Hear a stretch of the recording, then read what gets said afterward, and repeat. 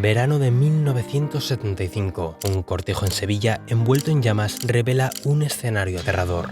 Aparecen 4 cuerpos. 3 días después, un quinto. Lo que parecía un incendio cualquiera se convierte en uno de los crímenes más brutales de la historia de España. Y el sospechoso número 1 no da señales de vida. 50 años después, revisamos un misterio que sigue vivo: el crimen de los Galindos.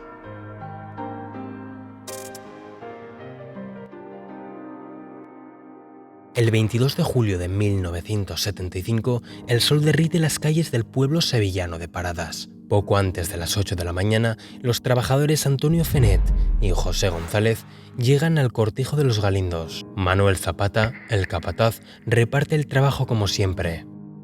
Ramón Parrilla y Fenet deben llenar la cisterna en el pozo y regar los palos que sujetan los olivos nuevos. Por otro lado, González tiene que arreglar una pieza metálica de la empacadora de paja que se ha roto. Una pieza muy especial. A mediodía, Fenet lleva la comida a los jornaleros que limpian la base de los olivos a 1,5 kilómetros de la casa. Y Zapata se va al pueblo a hacer unos recados. Por ahora, un día bastante normal.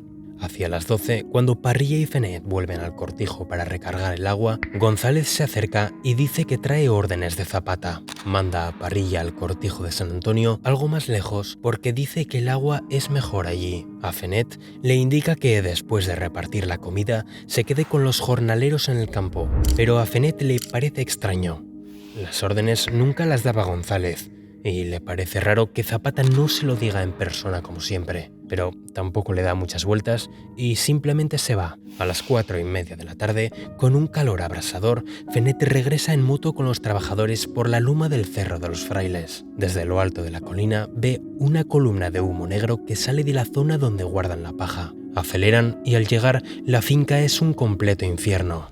Más allá del fuego que lo devora todo, dentro todo se mantiene en silencio. No ve al capataz ni a nadie más. Junto a la paja se encuentran 2 latas, una de gasóleo y otra de gasolina. La puerta de la casa del capataz está cerrada, pero hay algo en el suelo. Un reguero rojo fluye hacia el camino. Ha pasado algo y no hay tiempo. Conduce hasta Paradas y ahí da la voz de alarma. En el pueblo la noticia se expande como la pólvora y al poco la policía y los vecinos rodean la entrada del cortijo. Todos lo ven. La sangre sale de la casa del capataz. La policía rompe el candado y entra. El rastro sigue por el pasillo hasta una habitación. Dentro, entre 2 camas, está la esposa de Zapata, Juana Martín. Tiene la cabeza destrozada y su sangre tiñe las paredes. En la casa encontraron la pieza rota de la empacadora, algo así como un diente de metal conocido como el pajarito, y otra que era su reemplazo, pero ambas estaban cubiertas de sangre. Avisan al juzgado de Marchena y al anochecer, mientras el fuego sigue, varias personas con palas sacan de la parte alta del montón de paja 2 figuras más. Son cuerpos calcinados. Otro grupo encuentra un rastro de sangre que sale de la sala de máquinas. Les lleva hasta el 6.º árbol del camino, donde, escondido en otro montón de paja, aparece Ramón Parrilla. Tiene los antebrazos destrozados por perdigones de escopeta y en el pecho un disparo mortal, casi a quemarropa. Antes de medianoche, levantan 4 cadáveres y los trasladan a Paradas. En el registro de fallecidos aparecen Parrilla por arma de fuego y la esposa del capataz, Juana Martín, por múltiples fracturas en el cráneo. Los cuerpos sacados del fuego eran los del tractorista José González y su esposa Asunción Peralta, ambos también con traumatismos craneales, causados por el diente de la empacadora. Mientras tanto, las sospechas van hacia el capataz, que es el único que no aparece.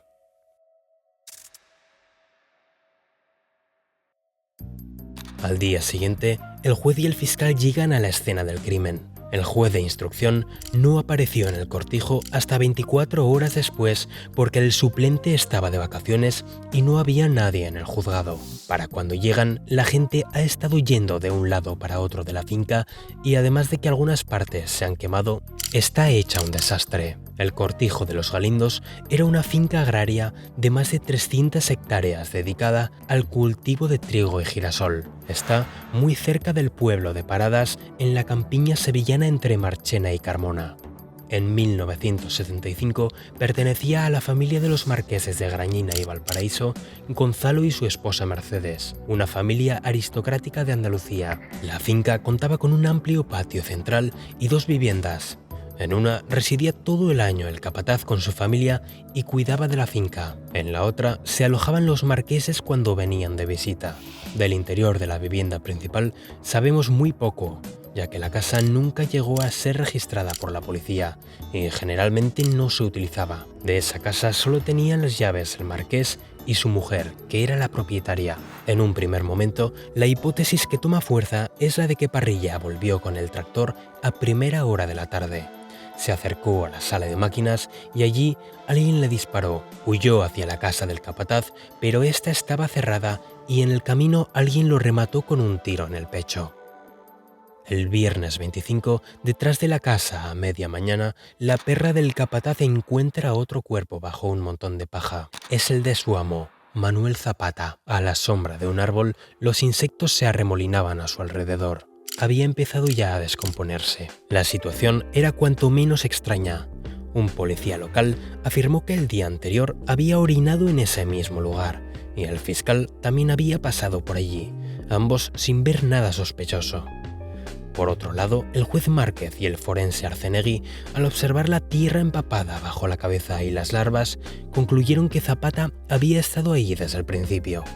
Y aquí surge una de las grandes incógnitas del caso. O nadie se dio cuenta del cuerpo durante 3 días, o es que nunca había estado ahí hasta ese momento. El tema es que Zapata llevaba en la muñeca un reloj muy especial, un reloj automático suizo de la marca Omega, algo que no era para nada común en esa época. Según las pruebas policiales, este tipo de relojes, al quedar inmóviles, se detenían a las 48 horas exactas. Pero lo que sorprendió a la policía fue que el de Zapata se paró el día 25, 3 días después. Algo que solo tendría sentido si el cuerpo se hubiera movido y el balanceo de la muñeca hubiera recargado el mecanismo automático. Pero aún así, moverlo no era tarea sencilla. Para ello, se necesitaría más de una persona y que el cuerpo estuviera cerca para facilitar el transporte. En algún lugar que pasara desapercibido. Lo que sabemos hoy es que el capataz fue el primero en morir aquel día. Murió por golpes en la cabeza con la misma pieza de la empacadora que habían utilizado para acabar con su esposa. La noche del descubrimiento, el propio marqués decide dormir en la casa principal de los Galindos. Dice que se queda por si vuelve Zapata y para proteger la maquinaria y los caballos. Decide dormir en la propia escena del crimen donde días antes han asesinado a 5 personas. Normal, pero él dice que él se queda allí, que no se preocupen, que si Zapata aparece, que él lo atenderá, que no pasa nada, que él confía en Manuel.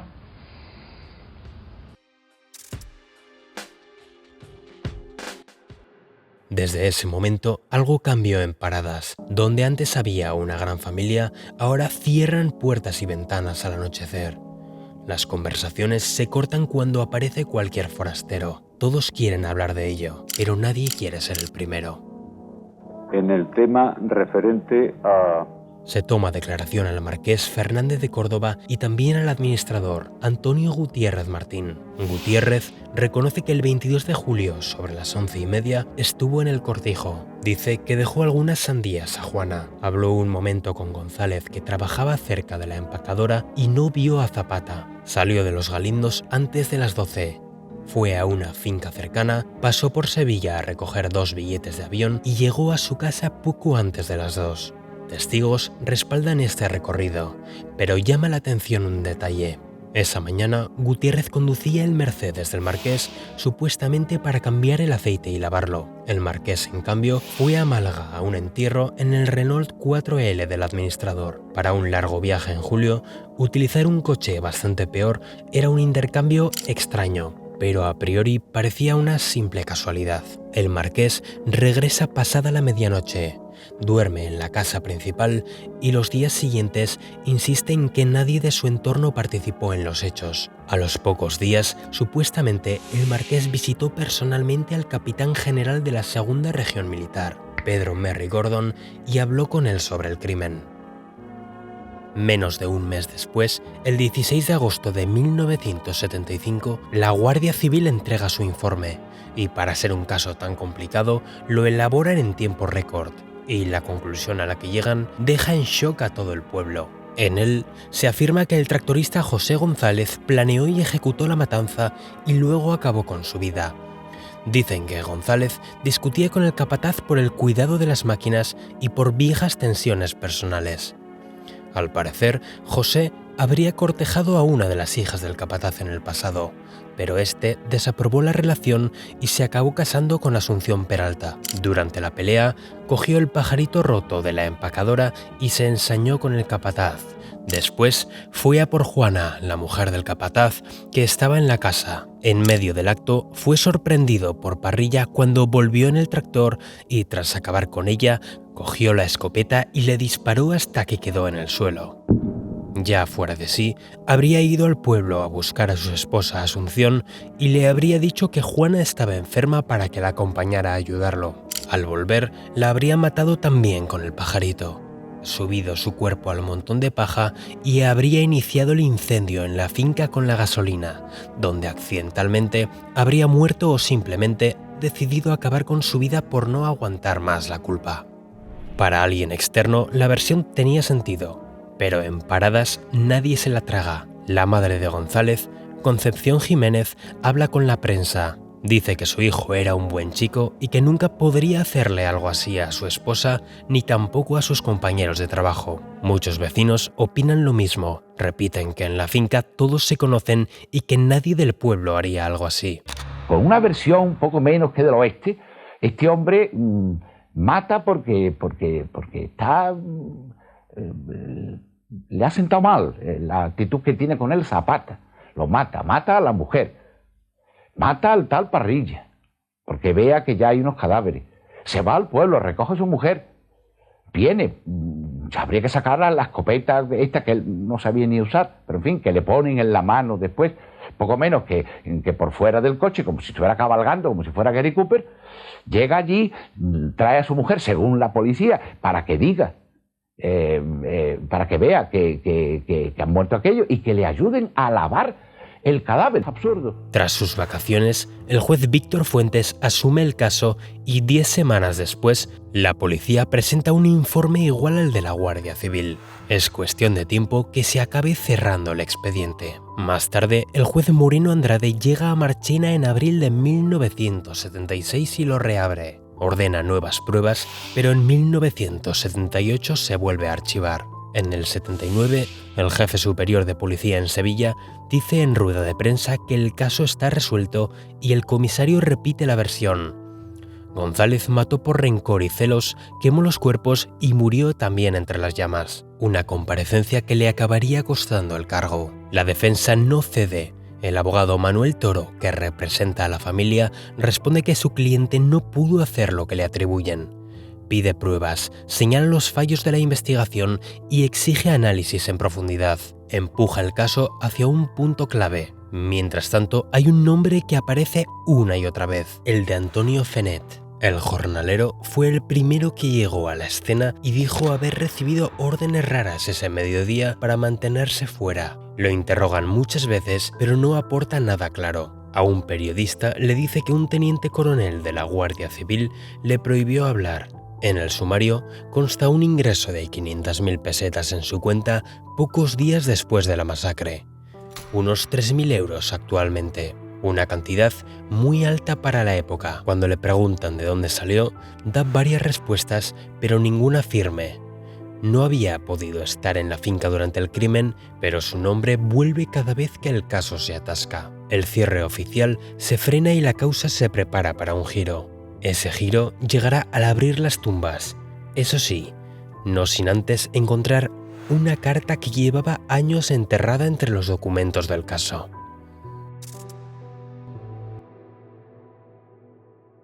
En enero de 1981 llega el juez Heriberto Asencio a Marchena. Se interesa por el caso y tras leer el sumario encuentra una carta enviada en 1976 al alcalde de Paradas. La carta la escribe un tal Juan y dice que José González no fue el asesino, sino una víctima más, porque de hecho él había sido uno de los asesinos. Incluye un billete de tren como prueba de presencia y dice que a él le pagaron 10.000 pesetas para matar al capataz, que la persona que lo contrató acabó rematando a Zapata y le obligó luego a matar a Juana y a Parrilla. Añade que ese mismo hombre ordenó a González ir al pueblo a por Asunción y cuando regresaron los mataron dentro de la casa. El tono del mensaje es de arrepentimiento. En todos estos años nadie había incorporado esa carta a la causa. Asencio ordena investigarla y decide algo importante. Pide sacar los cuerpos para hacer nuevas autopsias con técnicas más modernas. El 27 de enero del 83, a las 10 de la mañana, abren el cementerio de Paradas. La exhumación dura 3 días y el equipo graba, hace fotos y toma notas de cada hueso y herida. Cuando el catedrático de Medicina Legal Frontela termina de examinarlos, llegan a varias conclusiones. Por un lado, José González fue golpeado en la cabeza hasta morir. Y después, le cortaron brazos y piernas con una sierra para facilitar su incineración en el montón de paja. No pudo acabar con su vida ni fue un accidente. José González murió asesinado a los 27 años como el resto de trabajadores ese día. Por otro lado, en el crimen actuaron al menos 2 personas. Los cortes están efectuados de forma que sugieren sin ninguna duda que alguien sujetaba el miembro para que no sufriese muchas oscilaciones mientras otro cortaba. 2 personas sujetando el cadáver, 2 personas trasladando el cadáver y 2 personas que intervinieron en los asesinatos. Sobre la carta, al compararla con las pruebas, había cosas que no coincidían. El tal Juan hablaba de disparos contra González y Asunción, pero las víctimas solo presentaban golpes en la cabeza. Nunca se encontró al remisor.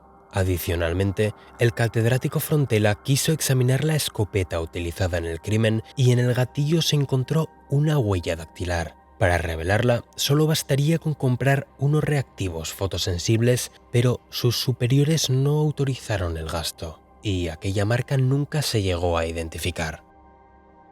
Con todo esto, la tesis oficial se rompe, pero esta vez queda algo claro. El sospechoso principal del caso, al menos para la policía, era inocente. Si antes ya había teorías, a raíz de esto no hicieron más que multiplicarse. Distintas hipótesis circulaban. En el tema referente a los legionarios que estuvieron en los Galindos a finales de junio o principios de julio.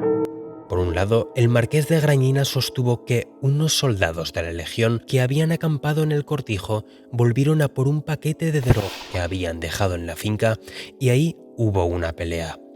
Este habría sido el desencadenante del crimen, pero la policía judicial verificó que el 22 de julio 8 de los legionarios estaban en Ceuta y el 9º en Barcelona, por lo que esta hipótesis era imposible. Por otro lado, surge la idea de una plantación clandestina en el cortijo. Esta idea nació principalmente de la ficción. El escritor sevillano Alfonso Grosso publicó su novela Los invitados y en ella teorizó que en el cortijo se cultivaba hachís controlado por mafias, al tiempo que exculpaba a José González. La Guardia Civil, policía y jueces lo rechazaron alegando que en un lugar así y en un pueblo tan pequeño, un cultivo de esas características no pasaría desapercibido. Quedó entonces la hipótesis que más peso tenía: la de un fraude económico. Los Galindos era propiedad de la esposa del marqués, pero lo gestionaba él mismo a través de su hombre de confianza, el administrador Antonio Gutiérrez Martín. En la finca se cultivaba trigo y girasol y con la reapertura del caso en los años 80 cobró fuerza la hipótesis de que había algo que no cuadraba con el dinero. En 1983 se planteó que en los Galindos se realizaba un fraude con las cosechas. Se declaraba menos de lo recogido y lo que sobraba se desviaba al mercado negro. Es decir, parte del trigo y otros productos no entrarían en los libros contables para generar dinero negro.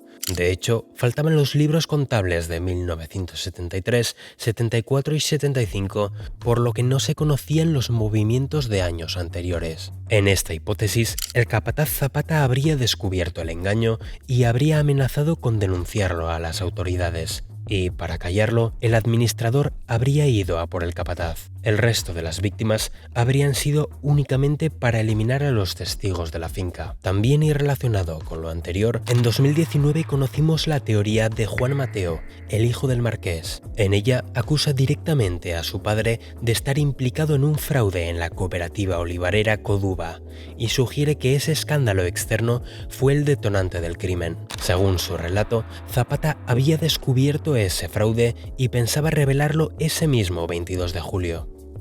Para callarlo, el marqués y su administrador habrían decidido darle un escarmiento y encargaron la tarea a un matón de Utrera. El sicario habría matado primero a Zapata y a Juana, encadenando luego el resto de crímenes, y habría huido a una finca cercana llamada La Zapatera, donde más tarde se encontró sangre A positivo que no pertenecía a ninguna de las víctimas.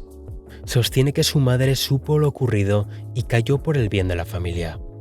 A pesar de ser una revelación impactante, no está judicialmente probada y algunos investigadores consideran difíciles de contrastar los hechos que se relatan. Lo que está claro es que lo que más contaminó la investigación fueron los errores iniciales. Muchísimos factores que influyeron. Cómo se descubren los cadáveres el primer día, cómo aquello, según algunas personas presenciales en aquellos momentos, aquello era una feria, aquello todo lo tocaron. Llegó incluso Televisión Española antes que el propio juez. En fin, no había juez titular, no había forense titular. Digamos que todo el mundo lo cogió absolutamente desprevenido. Pleno mes de julio, con esa calor que hacía, que prácticamente la misma que hace hoy, y toda la improvisación que surgió, eso hizo que se retrasara bastante el comienzo de la investigación y que quizás se perdieran muchas pruebas fundamentales. Vecinos entrando y saliendo constantemente, moviendo objetos, y durante 3 días se buscó a un supuesto asesino que yacía muerto en el propio cortijo. A esto se le sumó lo más grave: el marqués y el administrador. En la actualidad sería imposible pensar en que personas ajenas a la investigación pudieran acceder a la propia escena del crimen, y mucho menos dormir en ella. Si hubo algo que tapar, ese caos dio tiempo de sobra para borrar cualquier rastro del crimen. De hecho, solo hay un lugar del cortijo que la policía no inspeccionó durante la investigación: la casa de los marqueses. Según el hijo del marqués, en esa casa su madre encontró una mancha de sangre en la cocina cuando llegó poco después del crimen. El contexto político también situaba al marqués en una posición sospechosa. Se decía que tenía vínculos con el ejército y había rumores de que grupos extremistas se reunían en el cortijo. Días después de los asesinatos, el marqués Gonzalo Fernández de Córdoba se habría reunido con el capitán general Pedro Merry Gordon para hablar sobre el caso. Supuestamente le pidió que limitara la investigación a lo estrictamente necesario para no causar demasiadas molestias. A ciencia cierta, lo único que sabemos es que poco después y en tiempo récord, la Guardia Civil cerró el caso señalando como único culpable a José González, a alguien que luego resultó ser inocente. Para Antonio Moreno Andrade, que fue durante años juez especial del caso, hoy, cuando prescribe legalmente el sumario, es un día muy especial. Yo en mi vida profesional he visto prescribir algunos crímenes y me he quedado con el disgusto tremendo de no haber dado respuesta a la sociedad. El crimen de los Galindos sigue siendo un agujero negro en la crónica negra española. 5 víctimas, al menos 2 asesinos y un crimen perfecto. Pero más por los fallos en la investigación que por su propia ejecución. El sumario original que estaba en el juzgado de Marchena tenía más de 1.300 páginas, pero en 2015 se perdió al trasladarlo a Sevilla y con él mucha información que quizás no volvamos a tener nunca. El fuego del cortijo se apagó aquel día, pero 50 años después, las teorías y el misterio continúan vivos a día de hoy, tan vivos como algunas teorías del mayor robo de diamantes de la historia, donde con algunos productos del supermercado y un plan de película fueron capaces de saquear la cámara acorazada más codiciada de la capital mundial del diamante. Para saber más, pincha el vídeo a continuación.